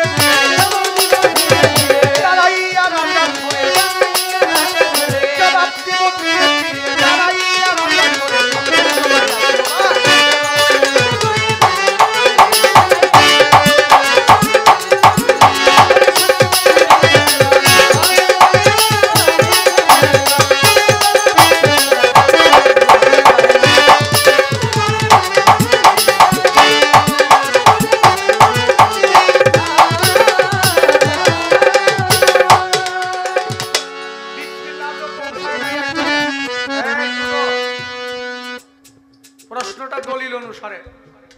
কোনো ফাঁসিকি কথা না, এটা আমাদের জানা দরকার আছে। আমি যখন কথা বলবো আমার কথাগুলো যদি তারা না বুঝে তাহলে এটা আমার গান গাওয়া ব্যর্থ হবে। 1000 গান আর একটা প্রশ্ন একটা বলা। গান সবাই গাইতে পারে, প্রশ্ন উত্তর দিতে গেলে বুঝতে হয় সে কেমন শিল্পী। 2টা করে গান সবাই গাইতে পারে। ইউটিউবার শিল্পী বাংলাদেশে পড়ে গেছে, আমরা কিন্তু ইউটিউবার শিল্পী না, আমরা পরিশ্রম করে শিল্পী হয়েছি। ওস্তাদের পিছনে ঘুরেছি, গুরুর সঙ্গ করেছি। 12 বছর শুধু হারমোনিয়ামের বোঝা টানছি, 10 থেকে 12 মাইল জায়গা হাইটে গিয়া গান শিখছি। সকালবেলা গান ছাইরা এখন গাড়িতে আসা যাওয়া করি, নিজস্ব গাড়ি নিয়ে যাই। তখন এই সময় ছিল না, আজ থেকে 30 বছর আগে বাসে চলাফেরা করতাম বাবা। ছোট করে কইছি, ছোট করে একটা টোকা দিব বাবা। বাসে চলাফেরা করেছি, গান ছেড়ে ভোরবেলা বাসের জন্য দাঁড়ায় রয়েছি, গিয়া দেখি বাসের কোনো সিট নাই, খালি নাই, সব ভরপুর। হারমোনিয়ামের বোঝাটা কান্দের মধ্যে নিয়ে দাঁড়ায় থাকতাম বাসের মধ্যে। গণিশা বাবার দরবার আপনারা জানেন, গণিশা বাবার দরবারের যে স্টেজটা কত বড় উঁচা হয়। এই স্টেজ থেকে ওস্তাদ লাথি দিয়ে ফেলে দিয়েছিল একটা ভুলের কারণে। হাজার হাজার মানুষ ওইখান থেকে উঠে আবার হারমোনিয়ামের বাজায় ওস্তাদের সাথে গান বাজাইছে, মিরাজ দেওয়ান। আর এখন তো পোলা ব্যান্ডে কিছু পাওয়া যায় না, এখন কইতে গেলেই উপরে মানে ঢিলা মারে, কিছু বলা যায় না। আর এখন তো ওই 10 কিলো 12 কিলো জায়গা হাঁটবো দূরের কথা, 10-15 মিনিট হাঁটলেই তারা পেরেশান হয়ে যায়। তাহলে আমরা পরিশ্রম করেছি, আমরা ইউটিউবার শিল্পী না। ওই ইউটিউবার শিল্পীদের সাথে আমাদের তুলনা করবেন না দয়া করে। আমরা স্টেজে 2টা কথা বলি কোরআন হাদিস দিয়া, আমরা চেষ্টা করি সত্য বলার জন্য। আমরা যেই দরবারে আসি ওলি আল্লাহর গুণগান গাওয়ার চিন্তা করি। আমরা জীবনে লক্ষ টাকা দিল মিরাজ দৌড়ের মুখ দিয়ে কোনো ফাঁসিকি কথা, কোনো ফাঁসিকি গান আপনারা শুনতে পারবেন না, পারবেন না। গুরু ওই বিদ্যা শিক্ষা দেয়, যার জন্য পালাগানটা আলাদা বিষয়। এই পালাগানটা 2টা করে গান গাওয়ার, পালাগান গাওয়া এক বিষয় না। প্রশ্ন করেছে খুব চমৎকার, বিসমিল্লাহির রহমানির রহিম কোন জায়গায় পৌঁছায় নাই। আপনারা হাদিস শরীফ খুঁজলে দেখবেন এই পৃথিবীর মধ্যে, পৃথিবীর উত্তর পূর্বাঞ্চলে 2টি পাহাড় আছে, যেখানে বাদশাহ জুলকারনাইন ইয়াজুজ মাজুজ নামে 2টি জাতি, ইয়াজুজ মাজুজ নামে 2টি ব্যক্তিকে ওইখানে বন্দী করে রেখেছিল। প্রশ্ন করতে পারেন ইয়াজুজ মাজুজ দেখতে কেমন? ইয়াজুজ মাজুজ দেখতে হচ্ছে, আপনারা পিঠের হাতি দেখছেন না, হাতি, হাতির মতো দেহ, হাতির মতো দেহ, মুলার মতো দাঁত, কুলার মতো কান। এই ইয়াজুজ মাজুজকে বন্দী করেছিলেন বাদশাহ জুলকারনাইন। 10টা রূপা দিয়া এই ইয়াজুজ মাজুজকে বন্দী করেছিলেন, তার জিহ্বা দিয়া চাটে, কিন্তু ওই প্রাচীর ভাঙে না, যতই চাটে ততই প্রাচীর ভাঙে না। যেদিন কিয়ামতের আলামত শুরু হবে, কিয়ামতের কিছুদিন পূর্বে, ওই কিয়ামত যখন ওইখানে বিসমিল্লাহির রহমানির রহিম যখন পৌঁছে যাবে, তখন ওইখান থেকে ইয়াজুজ মাজুজ বাহির হয়ে যাবে। সমগ্র পৃথিবী ছড়াইয়া পড়বে, পৃথিবীর পানি আছে সব শুষে খেয়ে ফেলবে, মানুষকে হত্যা করবে, লাশের পরে লাশ, মানুষ পরে থাকবে। আল্লাহর হুকুমে আমরা ভেড়া পালি না বাবা, ভেড়া আছে না, এই ভেড়ার কান থেকে এক প্রকার পোকা বাহির হবে, ওই পোকা ইয়াজুজ মাজুজকে ধ্বংস করবে। এক প্রকার পোকা ইয়াজুজ মাজুজকে ধ্বংস করবে। তার প্রশ্ন ছিল আমার কাছে যে ওই বিসমিল্লাহির রহমানির রহিম পৌঁছায় নাই কেন? যদি বিসমিল্লাহির রহমানির রহিম পৌঁছায়া যাইতো তাহলে ইয়াজুজ মাজুজ আরো আগে বাইরে যেত। যার জন্য কিয়ামতের পূর্বে ইয়াজুজ মাজুজ বাহির হবে, আল্লাহর হুকুমে তার ধ্বংস হবে। তার দ্বিতীয় নাম্বার প্রশ্ন, কিয়ামত শুরু হবে কোনখান থেকে? বাবাজান বেয়াদবি মাফ করবেন, আমার কথা কি আপনাদের কাছে খারাপ লাগে? তো আওয়াজ দিয়ে বলতে হবে খারাপ লাগে? কিয়ামতটা শুরু হবে কোন জায়গা থেকে? এই পৃথিবীর মধ্যে কিয়ামত শুরু হবে সিরিয়া থেকে। আগুনের গোল্লা উঠবে। আল্লাহর নবী হাদিস শরীফের মধ্যে বলে গেছে, তোমরা জেনে রাখো যেদিনকার দেখবা সিরিয়া হইতে বড় একটা আগুনের গোল্লা উঠে সমস্ত পৃথিবী ছড়ায় গেছে, সেদিন থেকে মনে করবা কিয়ামতের শুরু হয়ে গেছে। এই পৃথিবীর কথা বললাম, আমার এই দেহ পৃথিবী আছে না বাবা? এই পৃথিবীতে কিয়ামত হবে না? এই পৃথিবী তো কিয়ামত হবে।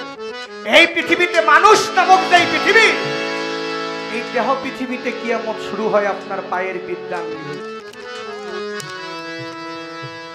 যে পায়ের বৃদ্ধাঙ্গুলি, পায়ের বৃদ্ধাঙ্গুলি থেকে আপনার দেহের কিয়ামত শুরু হবে। বাজা ইদ্রিস পয়গম্বর নামে একজন নবী ছিল, পয়গম্বর ছিল। আপনারা জানেন আজরাইলের সাথে বন্ধুত্ব করেছিল, কিন্তু আজরাইলের সাথে কি ইদ্রিস পয়গম্বর বন্ধুত্ব করছে নাকি আজরাইল বন্ধুত্ব করছে? আজরাইল বন্ধুত্ব করেছে। যখন আজরাইল ইদ্রিস পয়গম্বরের সাথে বন্ধুত্ব করতে আসে, তখন ইদ্রিস পয়গম্বর বলছিল, আজরাইল তুমি তো ভালো জানো আমার সাথে বন্ধুত্ব করতে চাও, তবে আমার একটা কথা আছে। কয় কি? কয় আমার জান্নাত এবং জাহান্নাম দেখতে মনে চায়। আজরাইল বলেছিল, ইদ্রিস পয়গম্বর বন্ধু, তুমি যদি জান্নাত জাহান্নাম দেখতে চাও তাহলে তোমার মৃত্যুর স্বাদ গ্রহণ করতে হবে। মৃত্যু না হওয়া পর্যন্ত তুমি জান্নাতে বা জাহান্নামে যাইতে পারবে না। বলছে তাহলে তুমি তো মালাকুল মউত, তুমি একবার আমার মৃত্যুর স্বাদ গ্রহণ করাও। ভাই আমার তো হুকুম নাই। আল্লাহ যেদিনকা একটা মানুষকে পৃথিবী ছেড়ে নিয়ে যাবে, তখন সিদরাতুল মুনতাহার মধ্যে একটা বৃক্ষ আছে। ওই বৃক্ষের মধ্যে লক্ষ লক্ষ কোটি কোটি পাতা আছে। পৃথিবীর মধ্যে যত প্রাণী আছে প্রত্যেকটা প্রাণীর নাম ওই একটা করে পাতার মধ্যে আছে। ওই যেই প্রাণীর যেই নামটা তোমার নামও আছে, আমার নামও আছে, ওই বৃক্ষের পাতার মধ্যে যেদিন তোমার নামটা 40 দিন আগে ওই পাতাটা জমিনের মধ্যে পড়ে যাবে, ঠিক 40 দিন পরে আল্লাহ তোমাকে মৃত্যু ডাকবে। একদিনও বাঁচবা না। তাহলে এখন তো আল্লাহ ওই তোমার পাতা, তোমার নামের যেই পাতা ওই পাতা ফালায় নাই। তাহলে আমি কি মৃত্যুর স্বাদ পাবো না? পাইবা যদি আল্লাহ হুকুম দেয়। আল্লাহর কাছে বলেছে, মালিক তুমি আমাকে মৃত্যুর স্বাদ গ্রহণ করার জন্য হুকুম দাও। আজরাইলে কইছে, দাবি করছে আল্লাহর কাছে।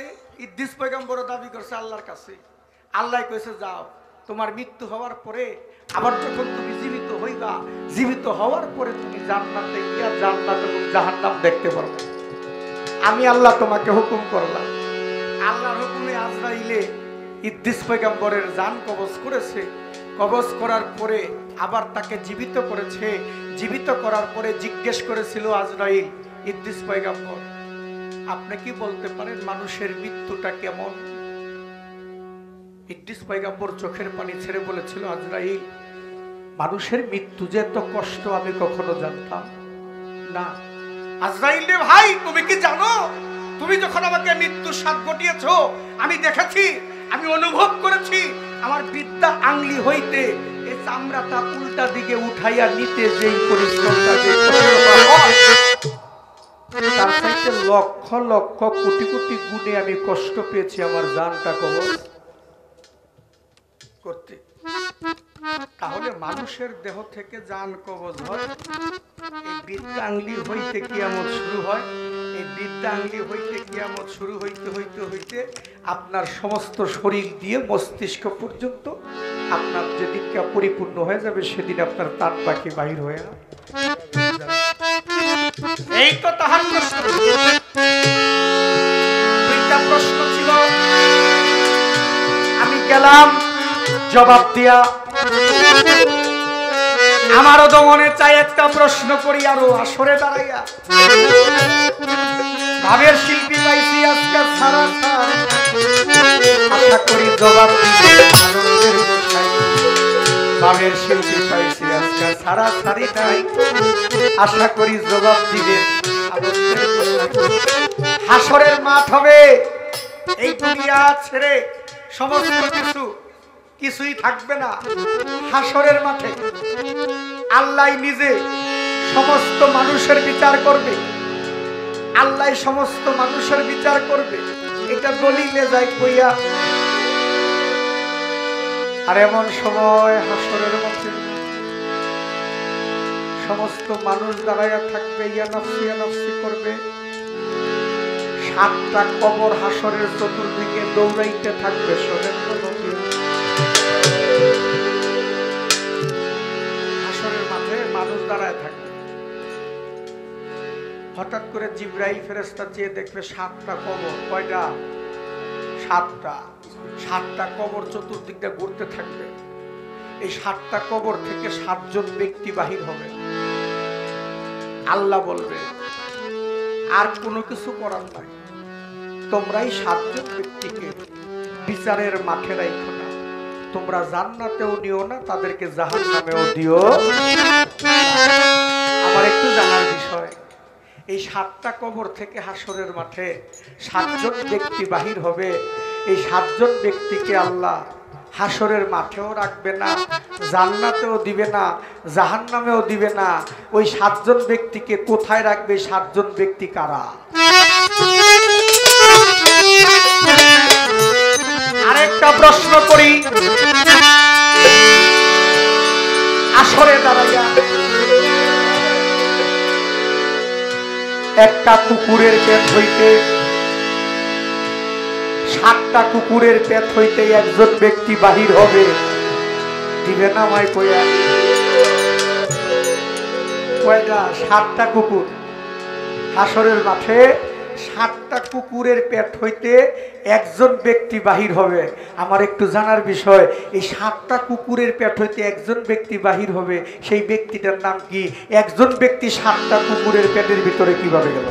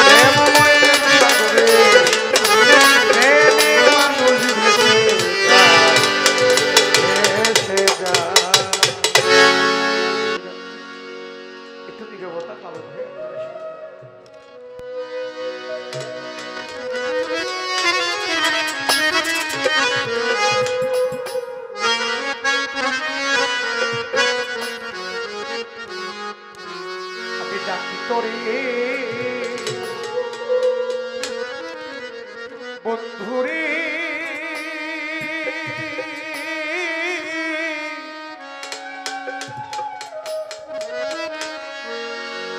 তুমি দেখা দেওয়া শিয়ারে,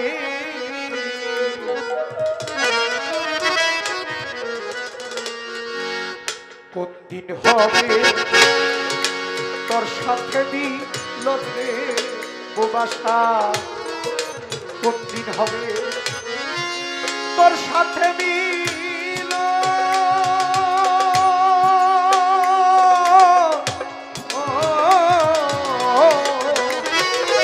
আশা গেল রে জীবন, আশা গেল রে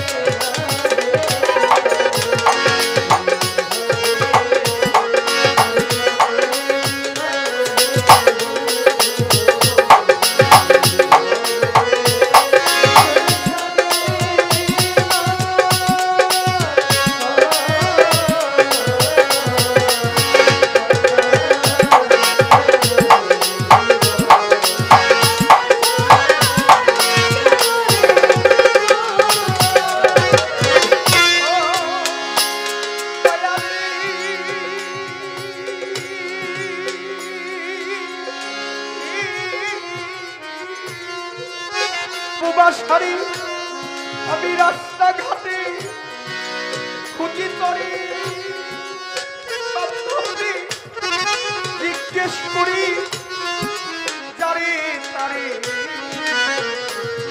আরে ও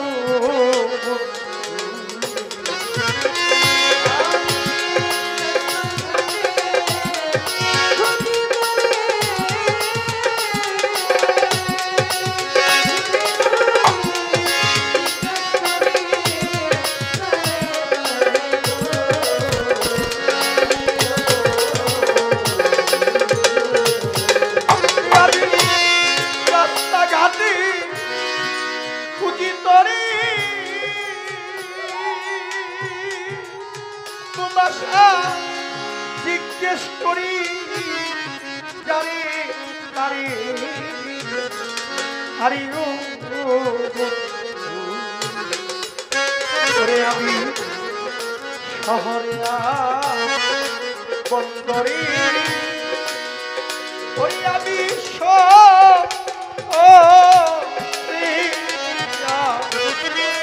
বন্দরে বান্ধবী বুঝিলাম প্রতি ঘরে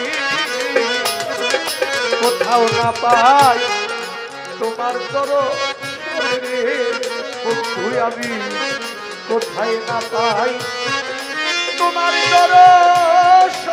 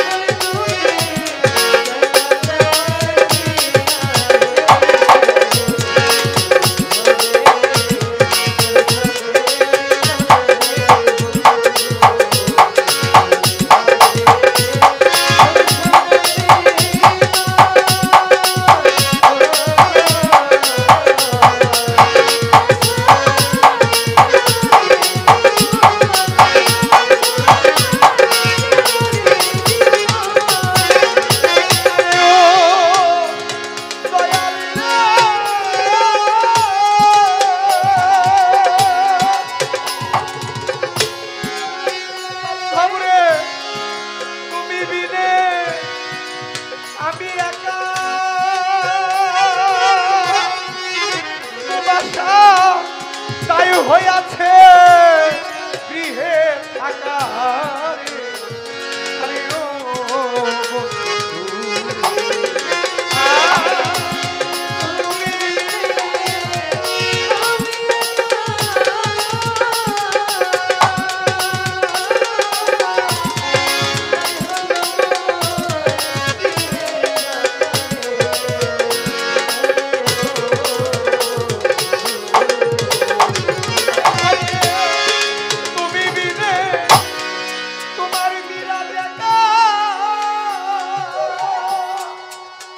জগতে তাই হইয়াছে গৃহে থাকা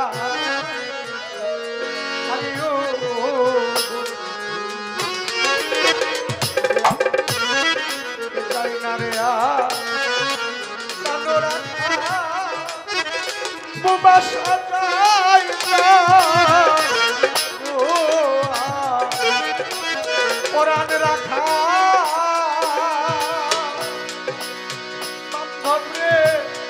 একবারে সে মনের আশা করো হে পূরণ আমার মনের আশা করো হে পূরণ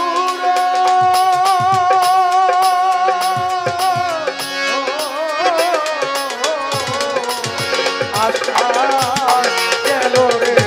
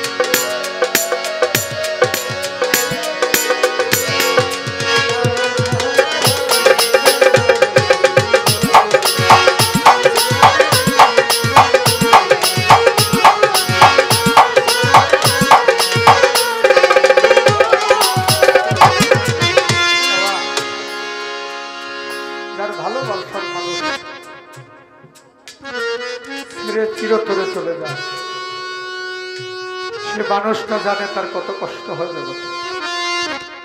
আপনি টাকা পয়সার মাঝখানে থাকলেও আপনি সুখী না যদি আপনার ভালোবাসার মানুষ আপনার কাছে না থাকে। আমার ভালোবাসার মানুষ যারা চলে গেছে, আমার মাও চলে গেছে, আমার বাবাও চলে গেছে, আমি আজ বড় একা। গানে আসলে মায়ের পবিত্র চরণটি চুম্বন করে আসতাম, এখন আর মাকে দেখি না।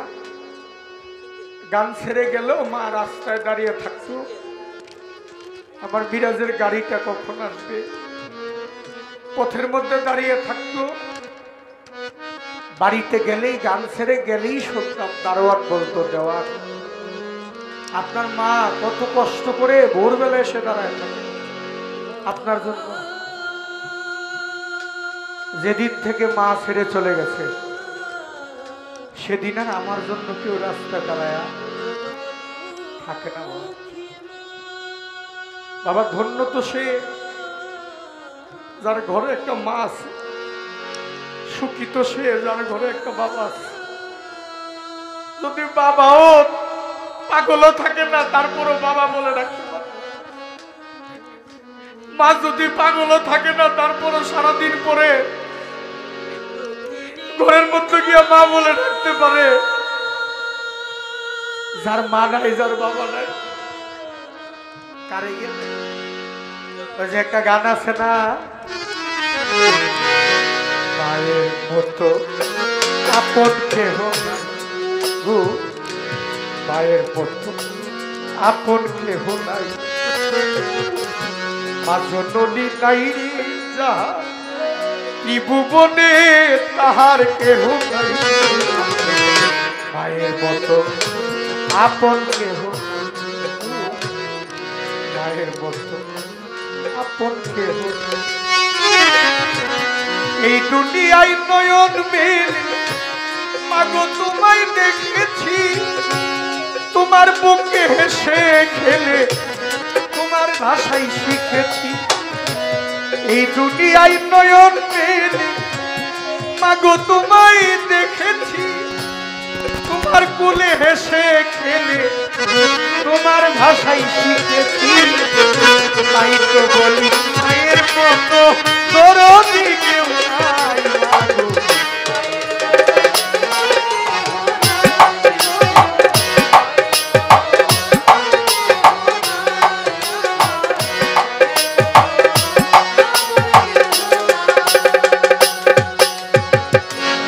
আমি আঘাত পাইলে মায়ের চোখে আসতো পানি, সেই পানিতে ধুয়ে মাগো কোলে তেলও তুমি। আমি আঘাত পাইলে মায়ের চোখে আসতো পানি, সেই পানিতে ধুয়ে মাগো কোলে তেলও তুমি। যেদিন তুমি থাকবে না মা সেদিন আমার হবে সুখে থাকি সুখে থাকি কাহার আসবে যাবে। যেদিন তুমি থাকবে না মা সেদিন আমার হবে কি সুখে থাকি দুঃখে থাকি কাহার আসবে যাবে কি। তাই তো বলি মায়ের মতো দরদি কেউ নাই।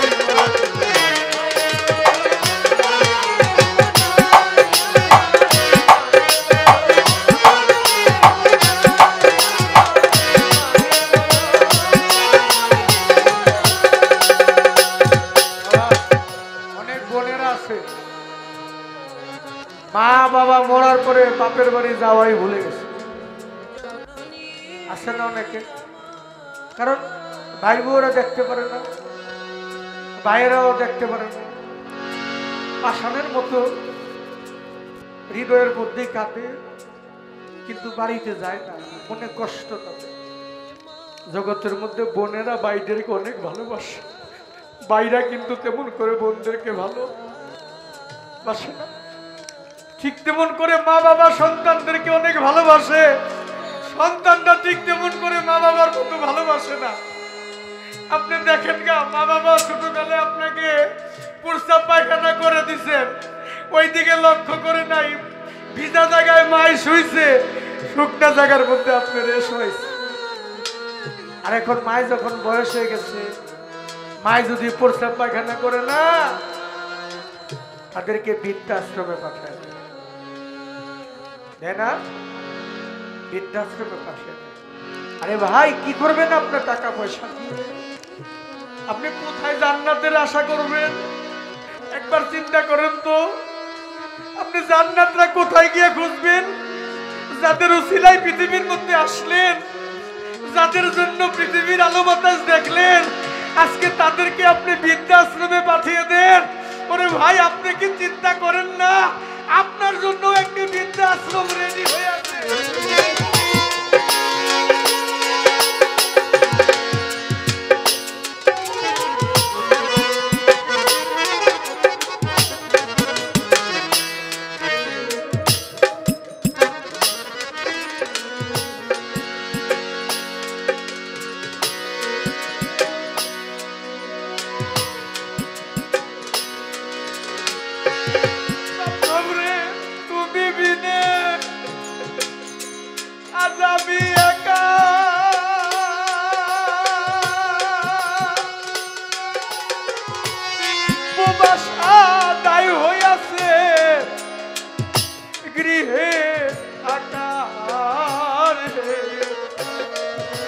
আরে ও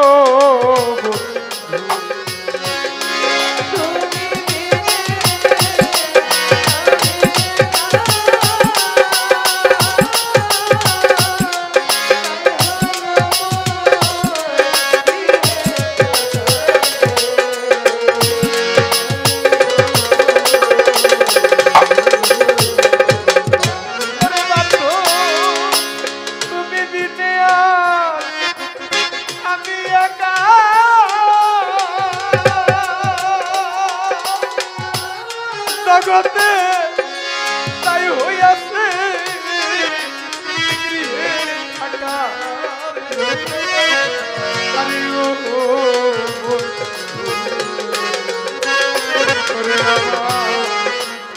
যায় না রে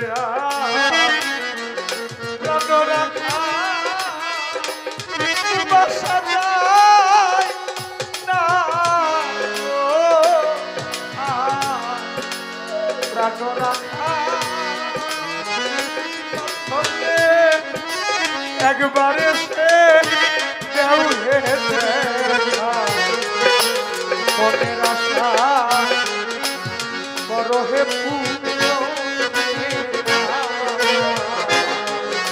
এই মনের আশা বড় হে